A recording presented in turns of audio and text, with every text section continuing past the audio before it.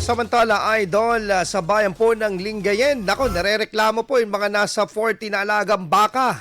Nakaharang po daw sa daanan sa may Barangay Libsong East, Lingayen. Para sa detalye ng balitang yan, kasama natin Idol Jam Victorio.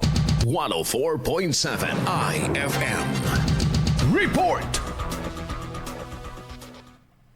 Nananawagan ng Barangay Council ng Libsong East, Lingayen sa responsabling pangangalaga sa mga alagang baka na nakaharang sa kahabaan ng bagong daan malapit sa airport.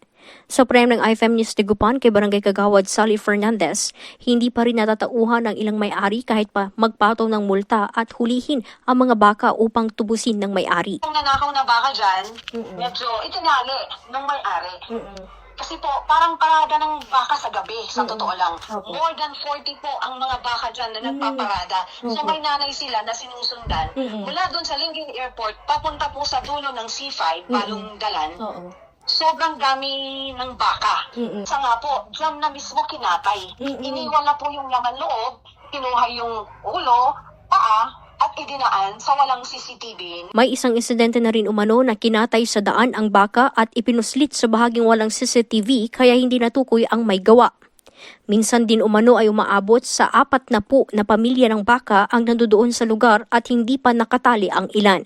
Ilang residente ang nagpost online dahil sa perwisyong dulot ng mga baka na mistulang naging bahay ang kalsada at posible pang maging sanhi ng aksidente. Sa huli, iginit ng opisyal ang responsible ownership sa mga may-ari ng baka bilang pinagkukuhanan ng kabuhayan at pagtitiyak sa kapakanan ng mga alagang hayop.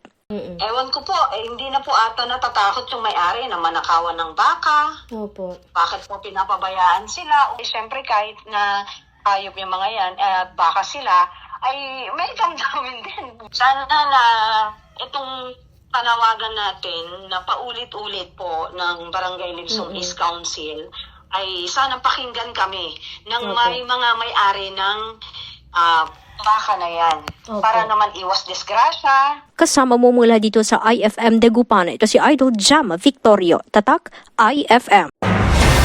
IFM News. IFM News. IFM News.